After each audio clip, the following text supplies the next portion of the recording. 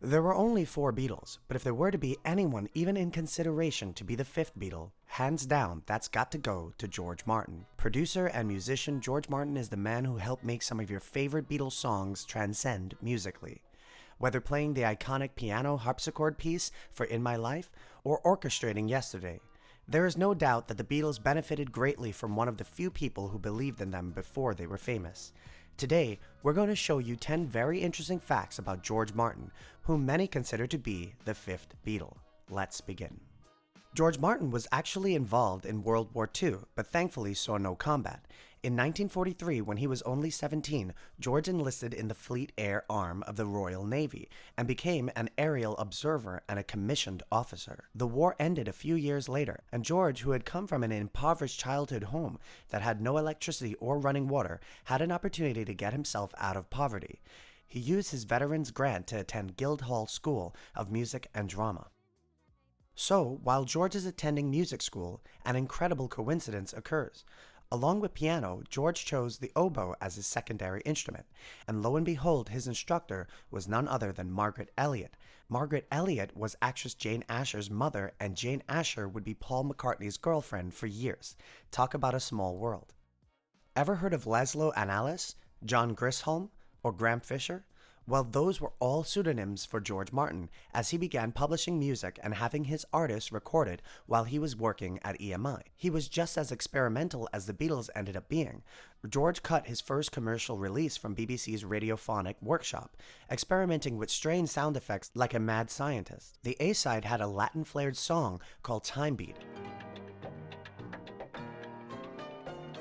while an even more outlandish song on the B-side called Waltz in Orbit that involved interval signals, the sound that plays to identify breaks in international programs, along with a jazzy waltz.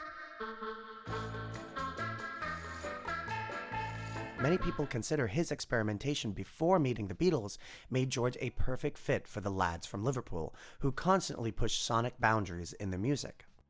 Just before George met the Beatles, he was best known for making comedy records with Peter Sellers and Bernard Cribbins, but the band's manager, Brian Epstein, was eager to acquire a record contract for the Beatles.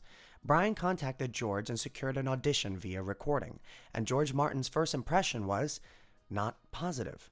George says, "I wasn't too impressed with the tape Brian Epstein played me. There was something there, but I couldn't find out whether it was worthwhile or not. What I said to Brian was, if you want me to judge them on what you're playing me, I'm sorry, I'll have to turn you down." He was so disappointed. I felt really sorry for him, actually, because he was such an earnest young man.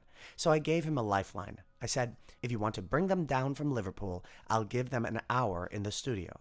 The Beatles showed up to the studio with worn-out instruments from the road. Even Paul's amp had to be replaced because it was distorted.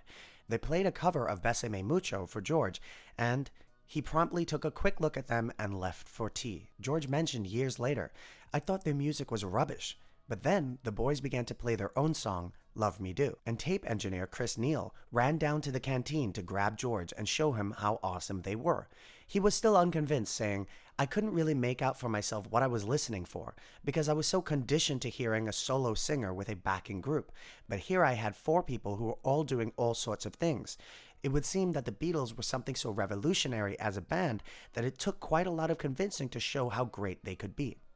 Things weren't looking so good for the lads from Liverpool, but that all changed when George Martin saw what they really were: hilarious. After George basically berated them for a few hours about their equipment and even lecturing Pete Best, saying the drumming that worked in the Cavern Club wouldn't fly in a recording studio. This ultimately led to Pete Best being replaced with Ringo, and even then George decided to have session drummer Andy White play on the recording of Love Me Do. That move pissed off Ringo for years. "I'm warning you with peace and love." After making all these radical changes, George says to the Beatles, "I've laid into you for quite a long time. You haven't responded. Is there anything you don't like?" And George Harrison coolly replies, "Well, for start, I don't like your tie." The room burst into laughter, and for the next 15 to 20 minutes, the Beatles charmed the room with their comedy. Martin eventually decided that the band had potential to make a record, and gave them a deal. George Martin said, "It was their tremendous charisma, rather than their music, that won me over. I've always said the Beatles are a bit more than the music. You really can't help but love the musicians as well." George Harrison had written only a Northern song, initially titled Not Known, and brought it into the studio in 1967 for consideration on the Sgt. Pepper's album. It's a bold, meandering piece of music with a load of criticism in regards to how everyone was making more money off Beatles records than the Beatles themselves. Similar to George's Taxman, Jeff Emmerich mentioning, "It seems like such an inappropriate song to be bringing to what was generally a happy, upbeat album." Privately, Jeff talked to George Martin, who simply said, "I'm disappointed that George didn't come up with something better." Doesn't seem so bad, but Jeff understood how careful Martin was with his criticism of the Beatles, and saying something like that meant he really didn't like it. It actually ended up being George Martin's least favorite Beatles track, and the only reason they recorded it and released it for the Yellow Submarine film was because they decided to scrape the barrel of the Beatles catalog to fulfill their requirement of 4 new songs for the movie. I personally really enjoy that song because of its sarcasm, not only in lyrics, but in musical structure. It's like giving someone the middle finger with music. That's pretty rock and roll to me, but I'd love to hear what you have to say in the comments. After Paul McCartney wrote the smash hit Yesterday, the band decided it would be perfect as a solo performance with just a guitar. When George Martin suggested that a string quartet accompaniment would be rather nice, Paul rejected it, saying, "Oh no, George, we are a rock and roll band, and I don't think it's a good idea." But George had a way with words and convinced Paul. Paul continues to say, "With the gentle bedside manner of a great producer, he said to me, 'Let us try it, and if it doesn't work, we won't use it, and we'll go with your solo version.' I agreed to this and went round to his house the next day to work on the arrangement. He took my chords that I showed him and spread the notes out across the piano, putting the cellos in the low octave and the first violin in a high octave, and gave me my first lesson in how strings were voiced for a quartet. When we recorded the string quartet at Abbey Road, it was so thrilling to know his idea was so correct that I went round telling people about it for weeks." After years and years of producing and recording music, George Martin began to sadly lose his hearing. This was kept as an industry secret for a while, for fear that no one would want to work with a hearing-impaired producer. Giles Martin, George's son, had to learn to be his father's ears at a very young age. They began a symbiotic relationship, working as a team on records like Cirque du Soleil's Love and many more. Giles Martin recalls working with his father. He would say, "Are the violins in tune? Are those cymbals too loud? High-end stuff. Gradually, I learned you really have to focus on what the other person is trying to hear. That's probably why I can hear in frequencies now, why I can tell what 10 kilohertz is or 400 hertz. Because I was very aware of that. He would sit at the piano and he would tell me what he couldn't hear. I had to listen to what he couldn't hear. That's how I got into it." George, in the years before his passing, discussed his legacy, often candidly and honestly. He was proud of his work, but saw his contribution differently than perhaps many fans of the Beatles do. He said, "I think they're so damn good. They'll be with us for generations, into the middle of the next century. They're just great musicians and great writers, like Gershwin or Rodgers and Hammerstein. They are there in history, and the Beatles are there in history too. They'll be there in 100 years, too, but I won't be." George Martin's legacy is grand and vitally important to the story of music, and has a valuable place in history.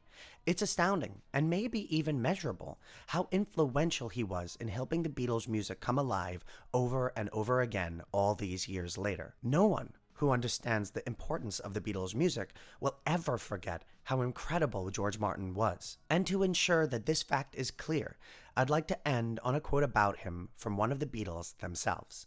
Paul says, "George Martin left an indelible mark on my soul and the history of British music, and he was the most generous, intelligent, and musical person I have ever had the pleasure to know." That's all for today, everyone, and be sure to show some appreciation for George Martin, the incredible producer of the Beatles, in the comments below. Let him know, and everyone else, that he will not be forgotten.